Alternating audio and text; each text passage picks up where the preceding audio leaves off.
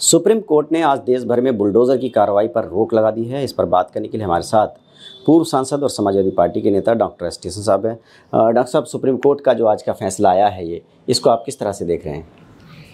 देखिए, सबसे पहले तो मैं शुक्रगुजार हूँ जमीयत उलमाए हिंद का और सुप्रीम कोर्ट के इस फैसले का स्वागत करता हूँ। आज सुप्रीम कोर्ट ने जो आदेश पारित किया है, जो भी टिप्पणी करी है, वो संविधान को बचाने के लिए करी है।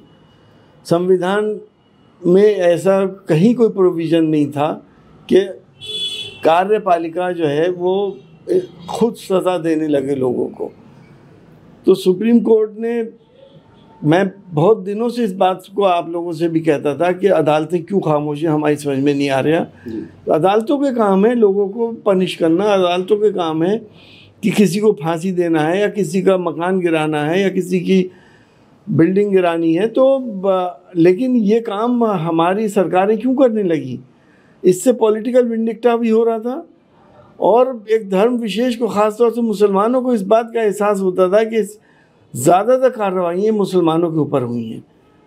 सुप्रीम कोर्ट के शुक्रगुजार हैं हम सब लोग, और हम ये भी उम्मीद करते हैं सुप्रीम कोर्ट से कि जिस तरह से फेक एनकाउंटर हमारी पुलिस कर रही है वाहवाही लूटने के लिए या अपने प्रमोशंस के लिए, उस पर भी अगर उनका ध्यान जाए तो देश के अंदर प्रजातंत्र भी बहाल होगा और कानून की भी और संविधान की हिफाजत होगी।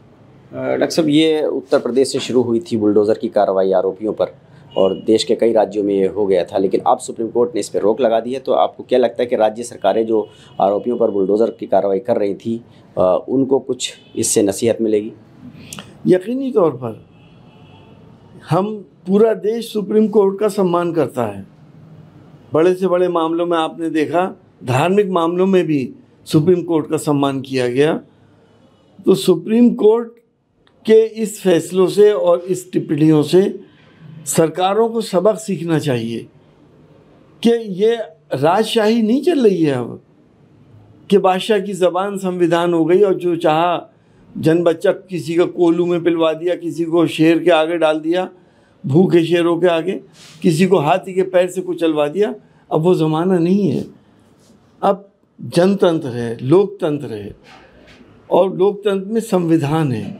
और संविधान, हमारा इतना खूबसूरत संविधान जो बाबा साहब जी ने दिया था, उसकी हिफाजत कर अगर हम लोग नहीं करेंगे, हमारी सरकारें या हमारी अदालतें नहीं करेंगे, तो इस देश में प्रजातंत्र नहीं बचेगा।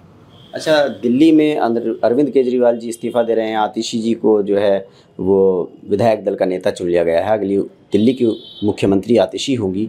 क्या लगता है केजरीवाल जी ने जो ये एक फ़ैसला लिया है, इसको लेकर के? देखिए, ये बहुत अच्छा फ़ैसला है।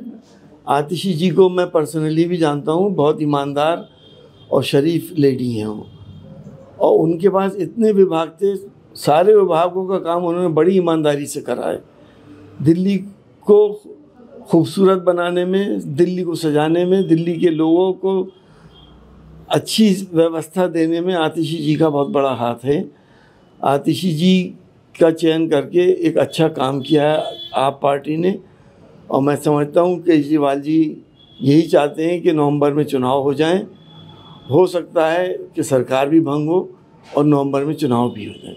आपको लगता है कि केजरीवाल चुनाव में एक बार फिर जीतने के लिए आतिशी को महिला मुख्यमंत्री के रूप में बिठा रहे हैं कुछ समय के लिए, और उसके बाद चुनाव में एक बार फिर केजरीवाल ही आ जाएंगे? क्योंकि आतिशी जी ने भी जिस तरह से कहा कि मुझे बधाई ना दें, केजरीवाल जी के ही दिशा निर्देश में कार्य करेंगी वो। देखिए, ये तो सबको मालूम है कि जो केजरीवाल जी के साथ हुआ पूरा देश जानता है, पूरी दुनिया जानती है। इतने बड़े बड़े घोटाले की बात करने वाले लोग 10 रुपये भी रिकवर नहीं कर पाए, और क्या क्या नहीं हुआ। आपने देखा कि मनीष सिसोदिया जी को जेल में रखा, केजरीवाल जी को रखा, संजय सिंह जी को जेल में रखा, किसी पे कोई आरोप सिद्ध हुआ?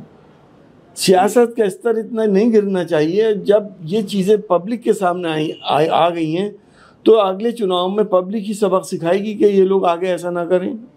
मतलब आपका मतलब जो है वो बीजेपी नेताओं की तरफ है। बीजेपी नेता कह रहे हैं कि ये तो बहुत ही बुरा दिन है दिल्ली वालों के लिए आज, केजरीवाल ने जिस तरह से इस्तीफे की पेशकश की और आतिशी जी को मुख्यमंत्री का बनाने का दावा किया जा रहा है। अब देखिए, बीजेपी वालों ने तो ये सारा प्लॉट रचे थे, था कुछ भी नहीं। दिल्ली की बीजेपी देख रही थी कि उनके जो मॉडल है, मॉडल ऑफ स्कूल्स हैं, उनका जो लोगों को फ्री पानी का मामला है, फ्री बिजली का मामला है, वो दिल्ली के किसी भी सरकार ने बीजेपी की आज तक करके नहीं दिखाया। तो इतने घबराहट थी केजरीवाल जी से इन लोगों को कि इनको किस तरह से मेलाइन किया जाए, इन लोगों को किस तरह से इनके दामन पे दाग लगाए जाए और इन्हें भेज दिया जाए जेल गए ये सब लोग। लेकिन उससे पॉलिटिकली आप पार्टी को फ़ायदा हो गया। देखिए, समाजवादी पार्टी के नेता का साफ तौर पर कहना है कि सुप्रीम कोर्ट ने जो आज बुलडोज़र की कार्रवाई पर रोक लगाई है, ये लोकतंत्र को बचाने वाला काम हुआ है।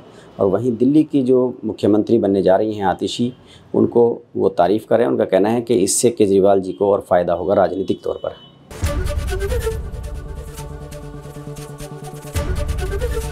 एबीपी गंगा, खबर आपकी, जुबान आपकी।